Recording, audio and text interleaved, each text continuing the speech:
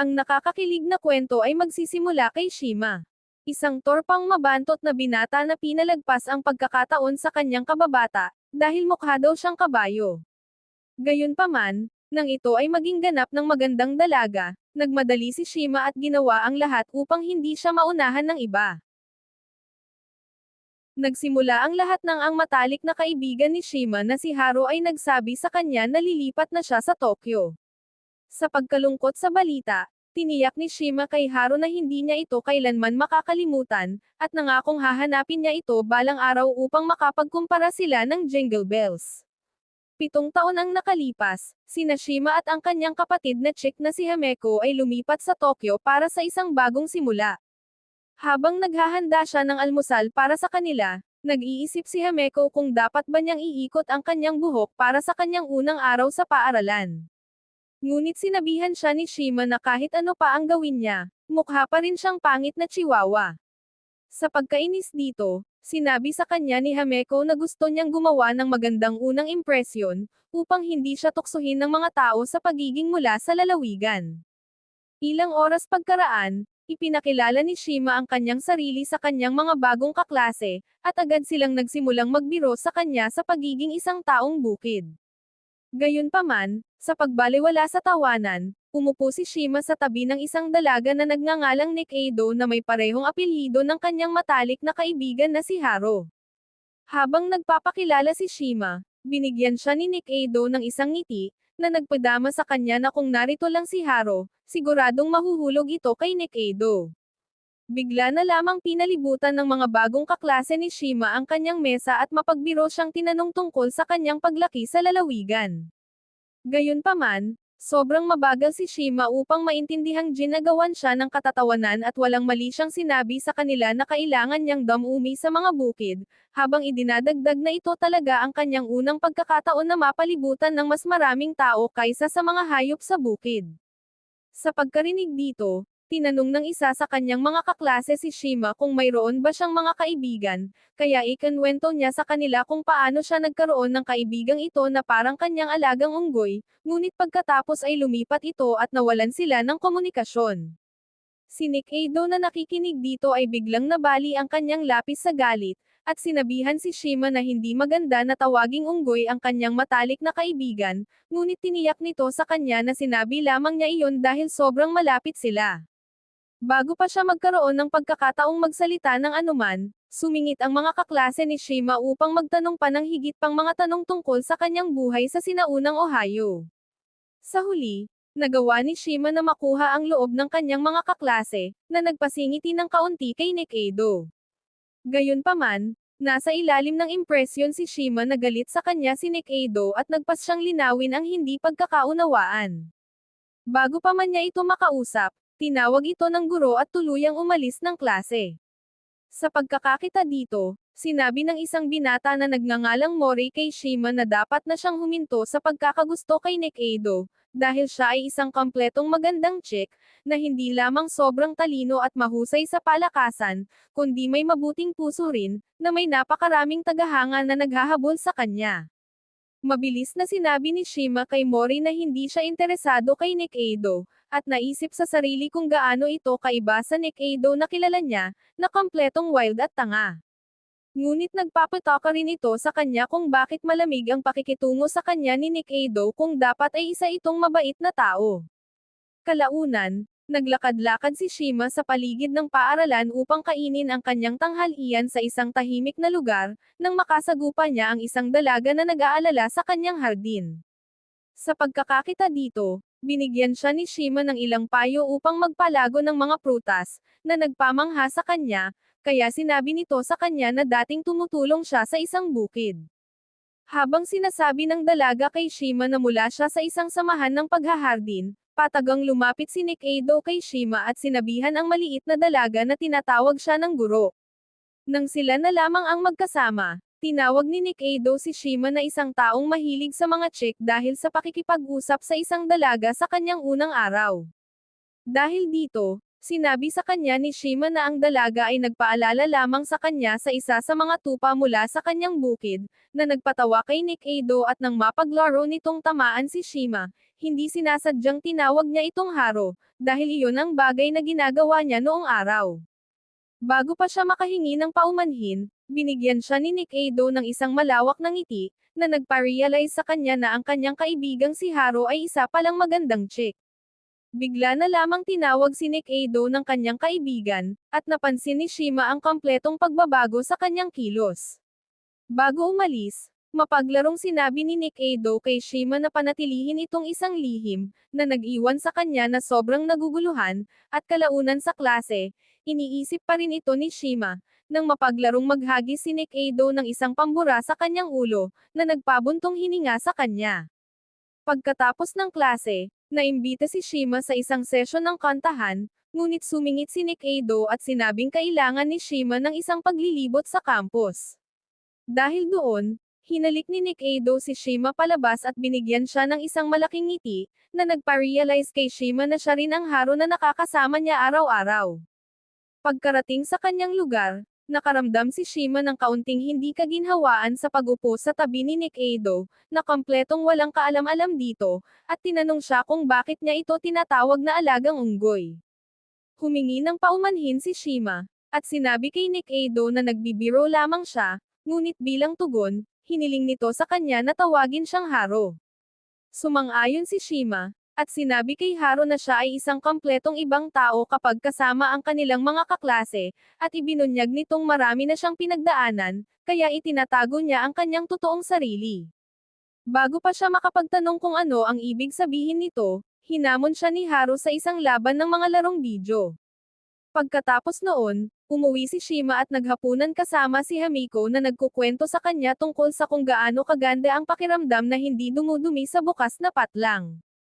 Habang nagtatawanan sila, napansin ni Hamiko na ang kanyang kapatid ay kakaibang masaya ngayon, kaya tinanong niya ito kung may nangyari ba sa paaralan, at ibinunyag ni Shima na nakasagupa niya si Haro. Sa pagkagulat dito, tinanong ni Hamiko kung siya ba ang parehong dating tao, at nang sabihin ni Shima sa kanya na hindi nagbago si Haro, ang kanyang sarili ay nagsimulang magtaka kung naging maganda ba si Haro. Kinabukasan, natagpuan ni Shima ang dalaga na nagngangalang Matake na nag-aalala pa rin sa kanyang hardin, kaya nagpa siya si Shima na tulungan ito. Inamin ni Matake na umaasa siyang ang mga bulaklak ay magiging kakaiba sa isa't isa at magbibigay sa kanya ng mga masasarap na gulay. Pagkatapos sa gitna, nagpanik siya at humingi ng paumanhin kay Shima sa pagsasalita ng hindi maganda. Biglang nahuli ni Haro si Matake na namumula at nagsimulang tuksuhin si Shima sa pagiging isang taong mahilig sa chick. Nang tumakbo si Matake sa hiya, sinabi ni Haro kay Shima na nakikinig siya sa kanilang kakaibang usapan mula sa simula. Tinanong siya ni Shima kung bakit hindi siya dumating upang iligtas siya noong una, at sinabi nito sa kanya na ayaw niyang magmukhang kanyang nagseselos na kasintahan dahil mayroon siyang reputasyon na kailangang panatilihin. Nag-iwan ito kay Shima na naguguluhan, at kalaunan sa panahon ng klase, napansin niya ang lahat na nagkumpulan kay Haro, na nagpapatoka sa kanya kung bakit nagpapanggap si Haro na isang taong hindi naman siya. Bigla na lamang hiniling ni Haro kay Shima na sumama sa kanya, na nagpapatoka sa lahat ng mga binata kung may kagustuhan ba siya sa pangit na mahilig sa kambing. Sinabi pagkatapos ni Shima sa lahat na dinadala lamang siya ni Haro sa isa pang paglilibot sa paaralan, at kapag malayo na sila sa gulo, dinala siya ni Haro sa isang silid ng imbakan, habang ibinubunyag na ito ang kanyang lihim na base. Pagkatapos ay sinabi niya kay Shima na madalas niyang pangarapin ang kumain ng magkasama-kasama ang mga kaibigan, ngunit hanggang ngayon ay wala siyang lakas ng loob na gawin ito. Sa pagkakakita sa kanya na walang pag-asa, nangako si Shima kay Haro na magkasama silang kakain ng tanghalian mula ngayon, na nagpasaya sa kanya, habang naiisip nito sa sarili na walang nagbago sa pagitan nila.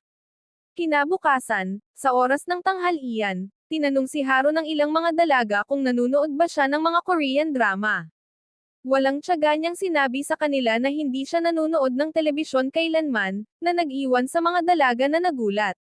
Habang pinagmamasdan ni Shima ang lumalaking pagkainis ni Haro, Sinabi niya rito na may naghahanap sa kanya sa silid ng imbakan, na nagpahintulot sa kanya na tumakas sa mga tsismosang dalaga. Hindi nagtagal pagkatapos noon, pumasok si Shima sa silid ng imbakan, at pinasalamatan siya ni Haru sa pagliligtas sa kanya noong oras na iyon. Pagkatapos ay nagreklamo siya tungkol sa kung paano ang mga usapang iyon tungkol sa mga Korean drama ay nakakabagot ng matindi dahil mas interesado siya sa mga pelikula tulad ng Interstellar at Fight Club. Kaya bilang tugon, hiniling ni Shima kay Haru na maghanap ng grupong interesado sa mga pelikulang iyon, ngunit sinabi nito sa kanya na mga binata lamang ang nanunood ng mga ganoong pelikula, habang ibinubunyag na noong nasa lumang paaralan pa siya, inisip ng lahat na siya ang Japanese Mia Khalifa dahil mas nakakasundo niya ang mga estudyanteng binata. Ito ang nagdulot kay Shima na humagalpak sa tawa, at nang punuin siya ni Haru sa pagkainis, banayad na tinapik ni Shima ang kanyang ulo, na sinasabing karaniwan niyang pinakakalma ang kanyang kapatid na chick sa ganitong paraan. Pagkatapos ay nakita ni Shima si Haru na nagtatampo, at bigla nitong pinabilis ang tibok ng kanyang puso, dahil natagpuan niya itong mukhang kayet sa sandaling iyon. Walang kaalam-alam dito, nagreklamo si Haru sa kanya na mahina siya sa usapang chick, kaya sinabihan siya ni Shima na magpanggap na para bang matagal na niyang ginagawa iyon. Dahil dito, tinanong ni Haru si Shima kung sa tingin ba niya ay mali siya sa pagpapaniwala sa lahat na siya ay isang mabait at pambabaeng prinsesa. Sumagot si Shima na wala siyang iniisip dahil isa lamang ang cell ng kanyang utak, at itinatabi niya iyon para sa oras na kailangan niyang maghanap ng perpektong video para panoorin. Sa pagkakaramdam ng ginhawa, binuksan ni Haru ang kanyang lalagyan ng pagkain, na nagpapakita ng mga kakanin na nabili sa tindahan. Kaya nang makita niya ang gawang bahay na rice croquettes ni Shima, nagsimulang maglaway ang kanyang bibig, habang buong pagmamaking ibinubunyag ni Shima na siya mismo ang gumawa ng mga iyon. Sa ilang dahilan, nakaramdam ng lungkot si Haru tungkol doon, ngunit bago pa niya maipahayag ang kanyang mga damdamin, napansin nila ang isang magkasintahan sa labas, na nagpayuko sa kanila ng mabilis. Nang marinig ng dalawa ang magkasintahan na naghahalikan, naging ilang sila sa isa't isa, kaya sinubukan ni Haru na pagaanan ang pakiramdam sa pamamagitan ng paggawa ng isang katatawanan.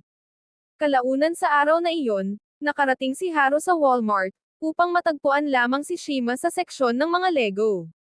Sa pagkakakita sa kanya, nagpanik si Shima at paalis na sana, nang ipakita sa kanya ni Haru ang isang larawan ng bahay na itinayo niya gamit ang mga Lego. Agad na na-realize ni Shima na ang bahay ay mukhang ang kanyang lugar mula sa baryo, ngunit bago pa siya makapagkomento tungkol doon, naging obsessed si Haru sa pagbili ng mas maraming Lego. Pagkatapos ng kanilang pamimili ng mga pagkain, lumabas ang dalawa, at nagpasya si Shima na buhatin ang mga bag ni Haru para sa kanya, na nagpasaya sa kanya, habang naaalala ang araw ng mangako si Shima na magtatanghalian kasama siya.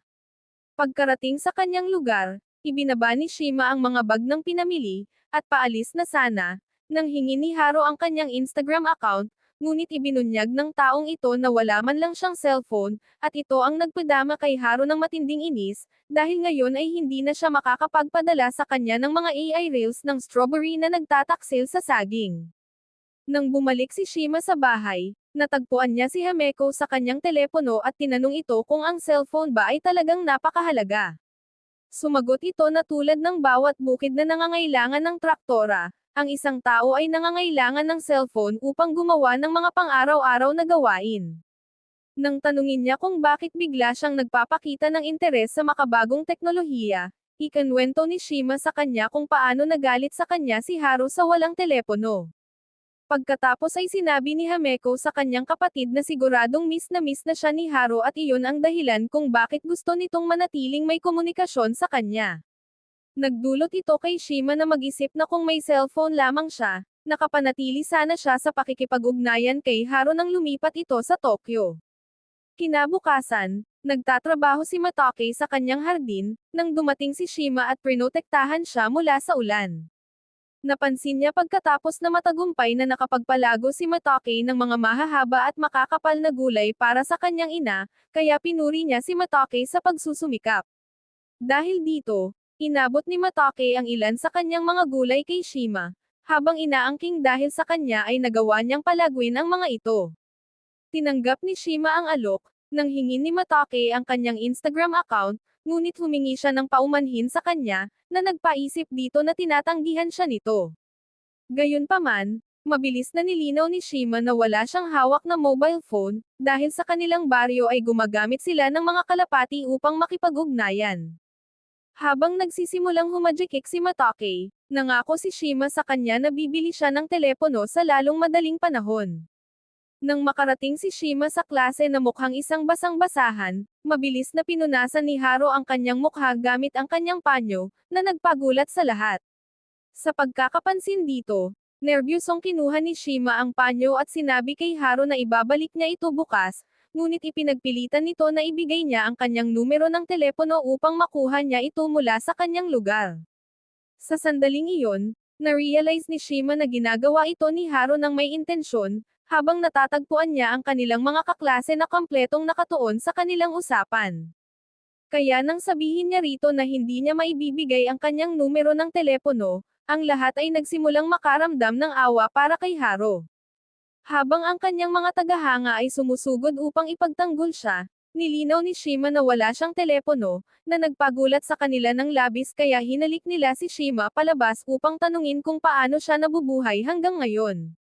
Sa pagkakakita dito, binigyan ni Haro si Shima ng isang nakakatawang tingin, at kalaunan pagkatapos ng klase, sinabihan niya itong kumuha ng telepono kundi siya lamang ang tanging wala sa group chat.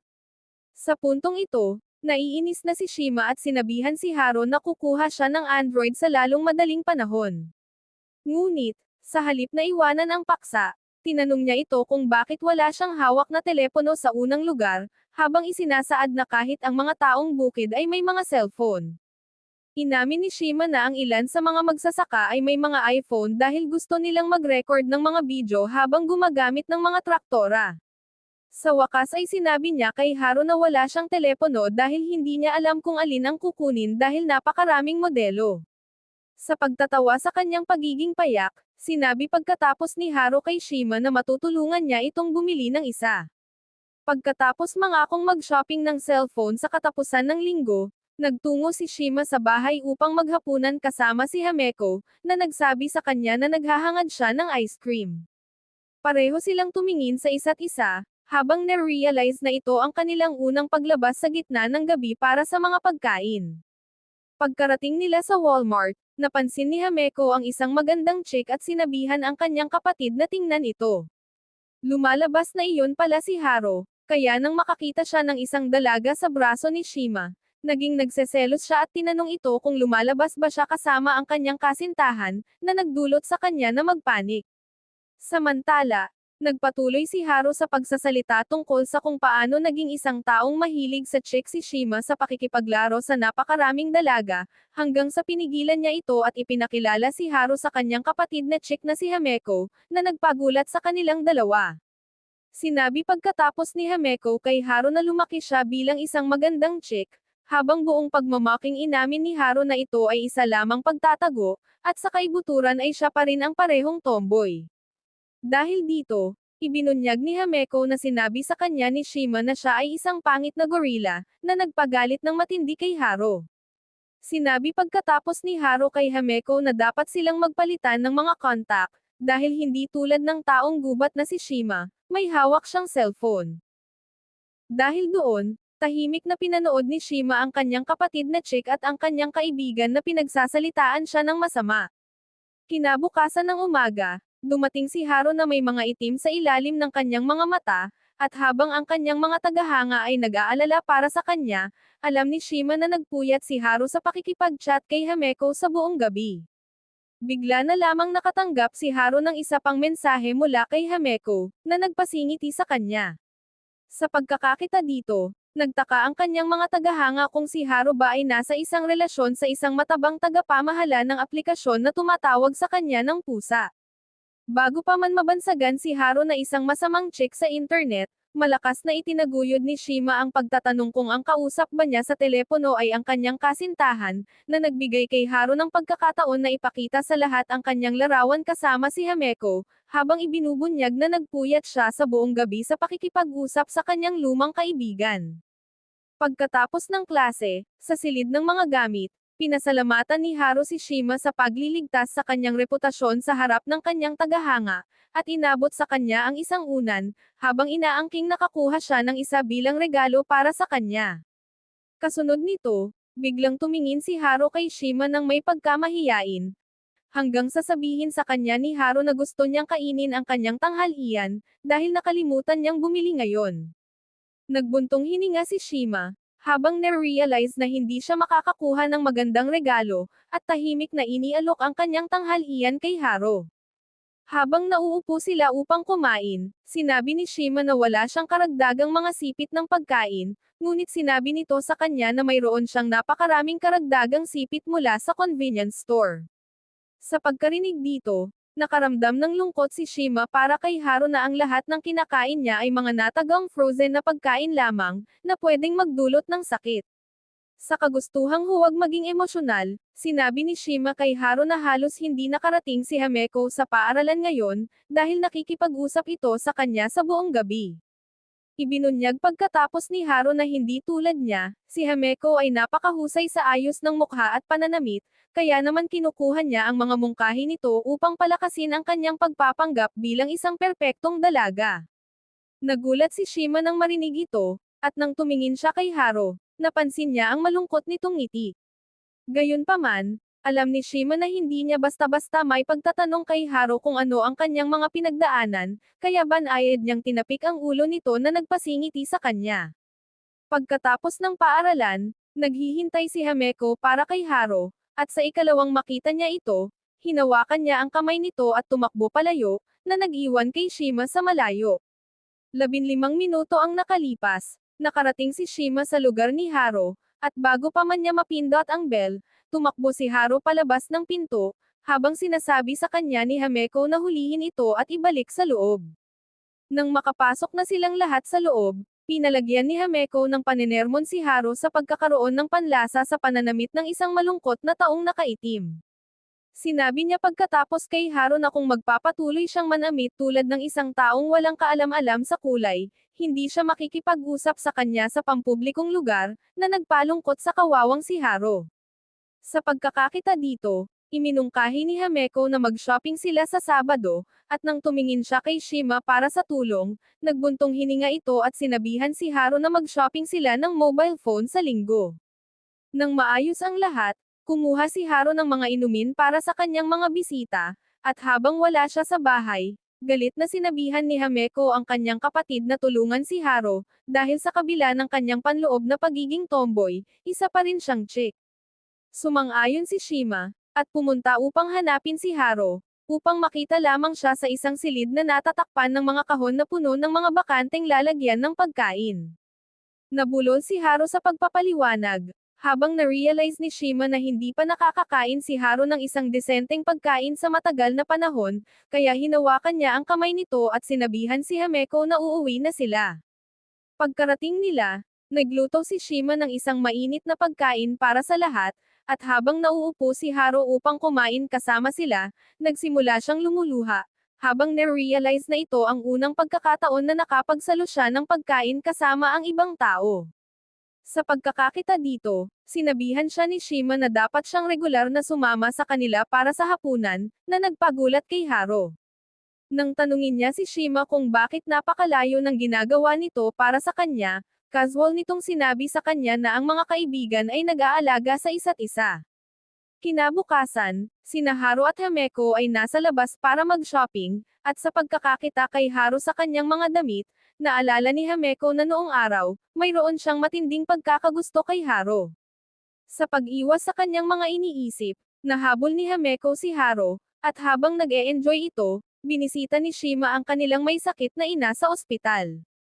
Nang tanungin niya ito kung kumusta na ito, tiniyak nito sa kanya na mas mabuti na ang pakiramdam niya kaysa noong una, ngunit ang tanging naiisip lamang ni Shima ay ang araw na bumagsak ito. Sa paghingi ng paumanhin, umalis si Shima nang makasagupa niya si Matake na nagbubuhat ng mga bulaklak. Habang pinupuri niya ang kanyang ayos ng bulaklak, isang matandang binata ang naghagis ng bote sa kanya, ngunit madali itong nahuli ni Shima sa kanyang kamay, na lalo pang nagpalungkot sa matandang binata.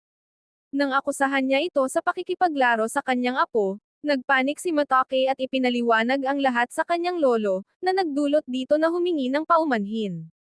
Tinanong niya pagkatapos si Shima kung mayroon ba siyang anumang masamang intensyon kay Matake, ngunit tiniyak ni Shima sa kanya na ipinaalala lamang nito sa kanya ang isang tao at naisip ang isang tupa. Samantala, lumalaki ang pagkainis ni Matake sa kanyang lolo, kaya hinawakan niya ang kamay ni Shima at inianod ang matandang binata na galit na galit. Nang makalabas na, sinabi ni Shima kay Matake na ang kanyang lolo ay nag-aalaga ng husto sa kanya na nagpalungkot sa kanya, at sa pagkakakita dito, naalala ni Shima si Hameko na umiiyak sa kanilang ina.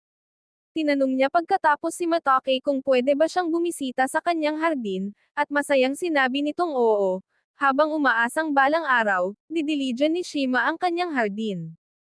Kalaunan noong gabing iyon, habang naghahanda si Shima ng pagkain, sinabi sa kanya ni Hameko na sobrang pagod si Haro upang sumama sa kanila. Sa katunayan, ibinigay ni Haro ang lahat sa panahon ng pag-shopping dahil gusto niyang magbihis ng pambabae para kay Shima. Sa kasunod na katapusan ng linggo, naghihintay si Shima para dumating si Haro nang ang taong bukid ay biglang nagulat sa mga automatikong pinto. Bigla na lamang hinawakan ng isang dalaga ang kanyang kamay at hinalik siya sa isang mas nakatagong lugar. Nang huminto sila, na-realize ni Shima na ang kanyang tomboy na kaibigan na si Haro pala iyon na nakadamit tulad ng isang sikat na modelo. Sinabi pagkatapos ni Haro kay Shima na pinaghintay niya ito ng matagal, at habang nabulol ito sa paghingi ng paumanhin, mapaglarong tinanong ni Haro si Shima kung ginagawa ba niya itong nerbyoso. Gayunpaman, sinabi lamang ni Shima kay Haro na mukha siyang maganda sa ayos ng mukha at dapat pang ang mag-isip ng pagpaparetoke. Pagkatapos mapuri at mainsulto sa parehong pagkakataon, nagsimulang magwala si Haro, kaya tiniyak sa kanya ni Shima na alam na niya na nagbihis ito upang makuha ang kanyang reaksyon. Nakakaramdam pa rin ng hiya, hinawakan ni Haro ang kamay ni Shima at dinala ito patungo sa mga tindahan ng mobile phone. Ilang minuto ang nakalipas, pinasalamatan ni Shima si Haro sa pagtulong sa kanya na pumili ng telepono, ngunit tinanong niya ito kung bakit nakuha niya ang parehong modelo tulad ng sa kanya nang may napakaraming iba pang mga opsyon na magagamit. Sinabi sa kanya ni Shima na gusto niyang magkaroon ng magkaparehong telepono, na nagpagulat kay Haro sa isang sandali hanggang sa linawin ni Shima na kung makasagupa man siya ng anumang problema, pwede siyang humingi ng tulong dito. Gayunpaman, si Haro ay nasa alanganin pa rin at tinanong si Shima kung bakit hindi niya nakuha ang parehong telepono tulad ng kay Hameko, dahil mas makakatulong ito sa kanya ng personal.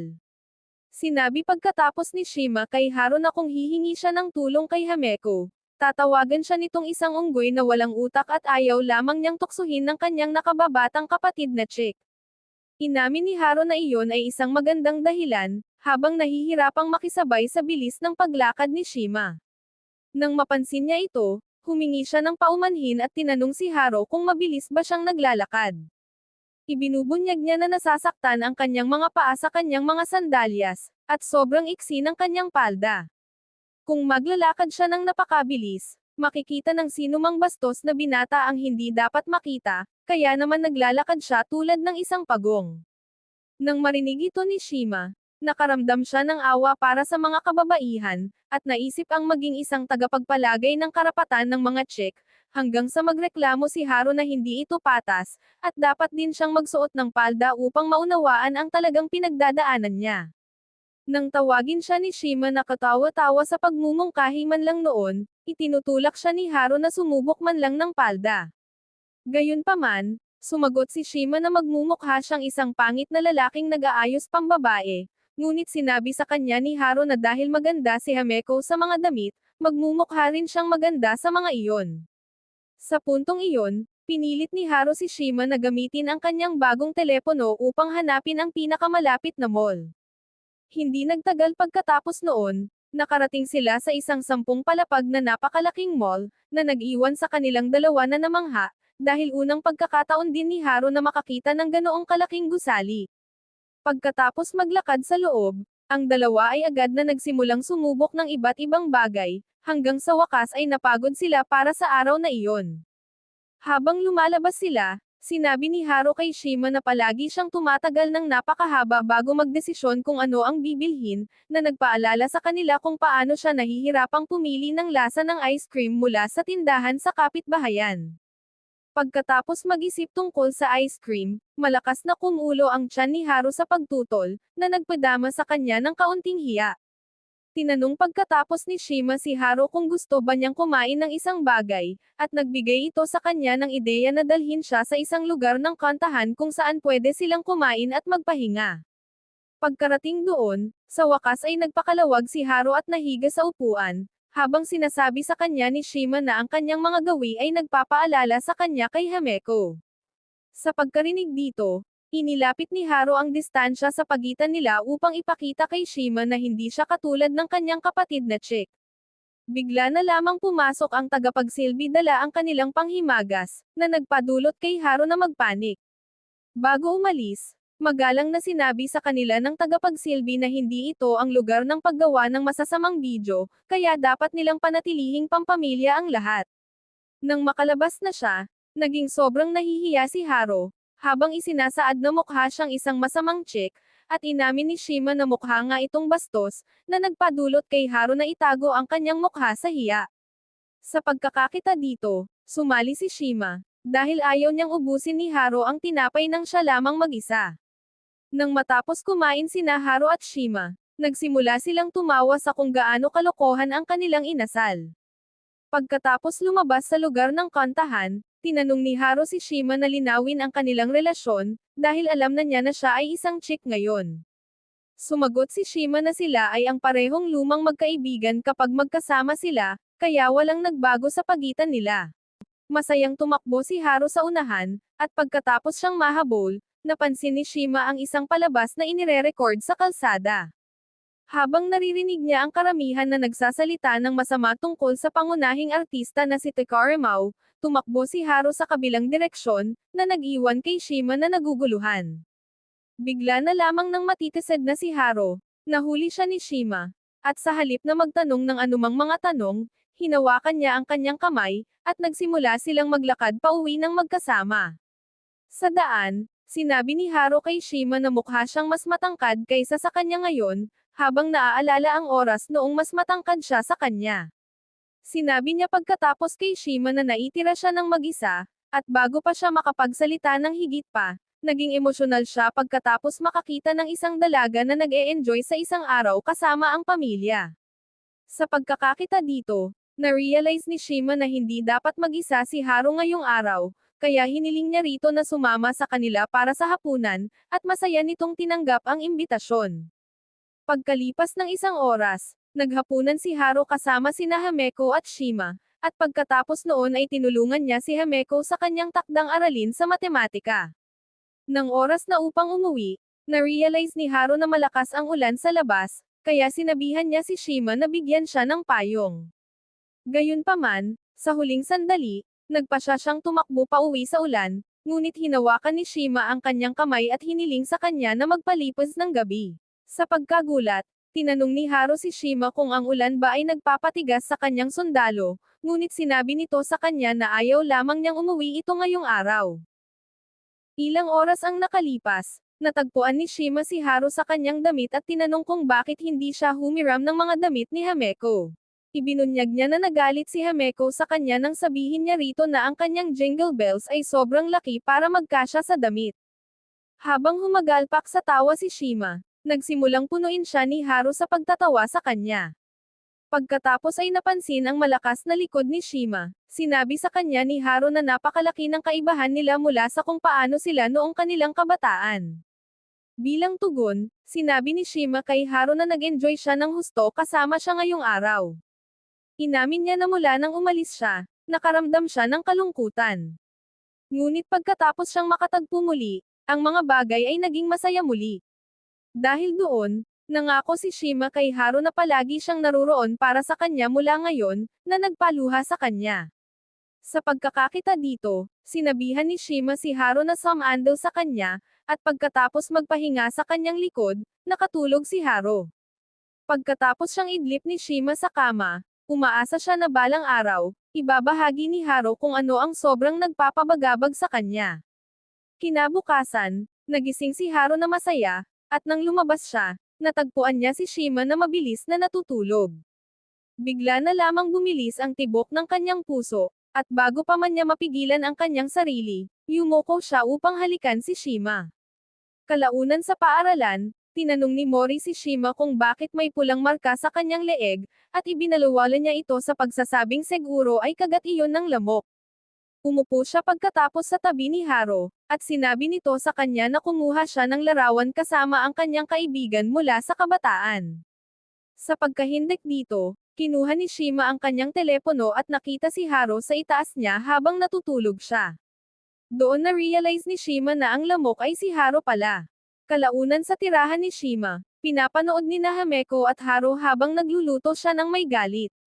Dahil alam niyang siya ang dahilan ng galit ni Shima, humingi ng paumanhin si Haro sa kanya, at bilang kapalit ay masaya siyang tinanggap sa bahay, na nagpaluha sa kanya.